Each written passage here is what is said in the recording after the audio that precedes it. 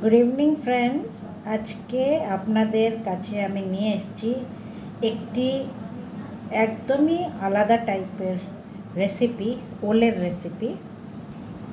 এটা কিভাবে বানাবো সেটা আপনাদের এক এক করে দেখাচ্ছি। প্রথমে তো ওলটা আমি কেটে নিয়েছি ছোট ছোট টুকরো করে। তো এই ওলটা আমি আগে প্রেশার কুকারে সেদ্ধ করে নেব। তার জন্য আমি প্রথমে নিয়ে নেব একটি প্রেশার কুকার, আর এর মধ্যে আমি পুরো ওলটি দিয়ে দেব।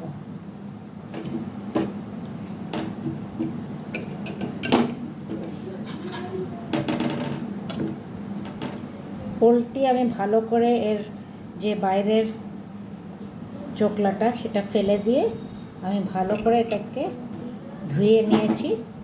আর এবার আমি প্রেশার কুকারে দিয়ে নিচ্ছি। এরপরে আমি দিয়ে নেব এতে নুন।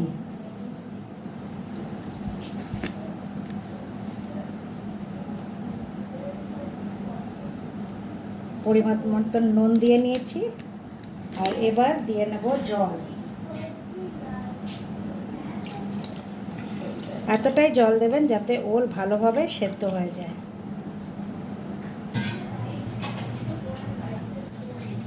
এবার আমি প্রেশার কুকার বন্ধ করে দিয়ে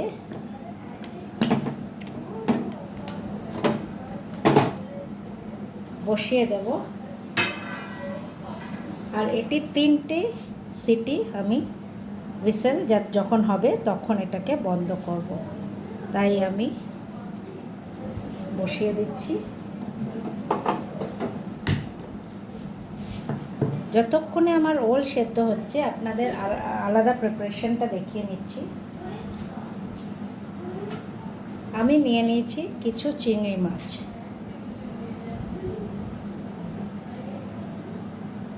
এখানে 100 গ্রামের মতন চিংড়ি মাছ আছে,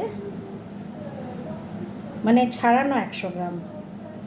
তো এই চিংড়ি মাছটা আমি হলুদ আর নুন দিয়ে নিচ্ছি।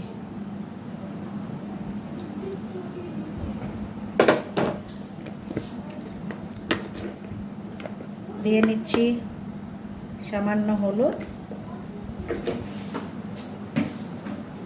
আর সামান্য লবণ। এটাও আমি এখন ম্যারিনেশন করে রেখে দেব। এবার থার্ড প্রিপারেশন যেটা করব সেটা আপনাদের দেখিয়ে দিচ্ছি।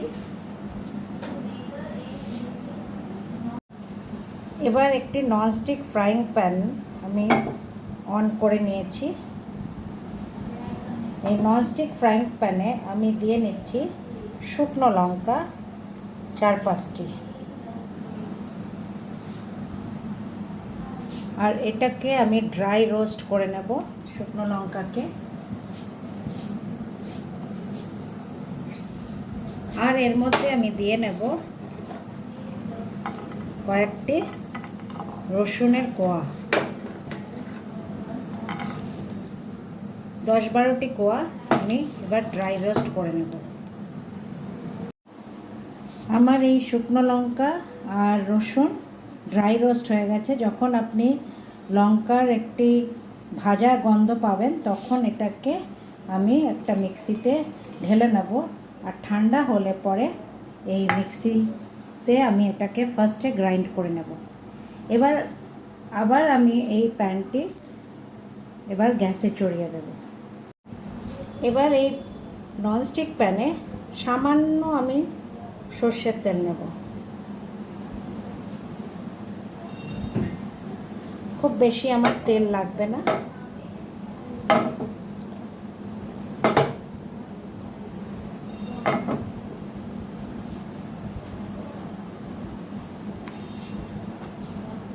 তেল গরম হয়ে গেলে পরে আমি এর মধ্যে দিয়ে নেব এই চিংড়ি মাছ।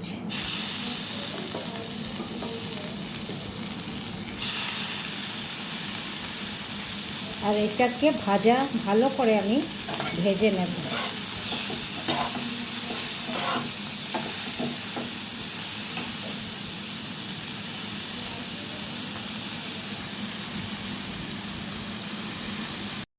এবার রসুন আর লঙ্কা আমি কিছুটা পিষে নিয়েছি। দেখুন কম থাকাতে এটা পুরোটা ভালোভাবে পিষবে না, তা আমি যেটুকুনো পিষেছি। তারপরে এবার এর মধ্যে আমার ভেজে রাখা চিংড়ি মাছ দিয়ে দেব।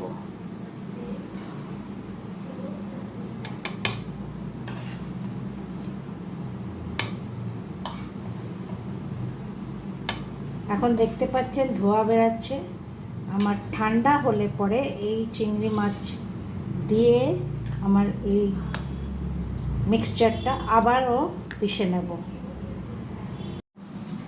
এবার ওল আমার সেদ্ধ করা হয়ে গেছে। আমি প্রেসার কুকার থেকে ওলটা বের করে নেব।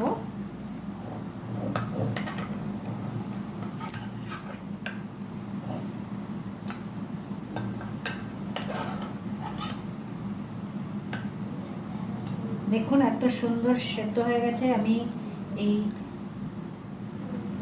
এইটা দিয়েও স্ম্যাশ করছি আর আমার ওল স্ম্যাশ হয়ে যাচ্ছে। গরম গরমই ওলটা মেখে নেবেন।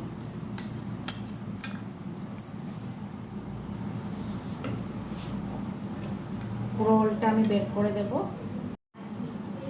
ওলটা আমি এই গরম অবস্থায় মেখে নিয়েছি। ঠান্ডা হলে মাখবেন না, কারণ হচ্ছে ঠান্ডা হলে আবার শক্ত হয়ে যাওয়ার চান্স থাকে। এই গরম গরম মাখা হয়ে গেছে। এবার দেখুন চিংড়ি মাছ আর রসুন যেটা আমি পেস্ট করেছিলাম সেটাও আমার বাটা হয়ে গেছে। এবার আমি এই বাটাটা দিয়ে দেব।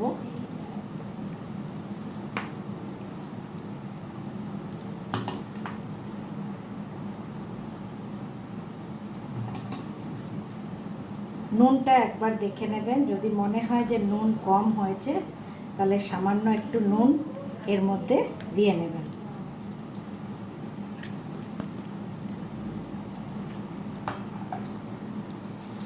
এর মধ্যে দিয়ে নেব সর্ষের তেল। সর্ষের তেলের গন্ধটা খুব সুন্দর এর মধ্যে আসে। এবার পুরো জিনিসটা ভালো করে আমি মিক্স করে নেব।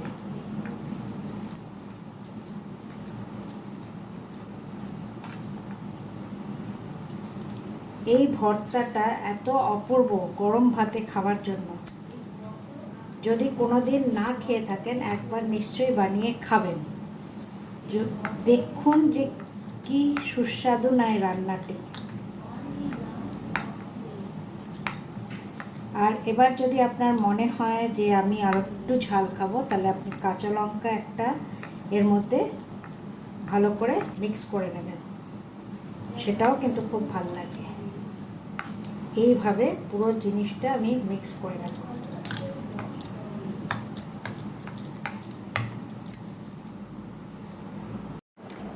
তো ওই তৈরি হয়ে গেল আমার এই ওল মাখা চিংড়ি মাছ দিয়ে।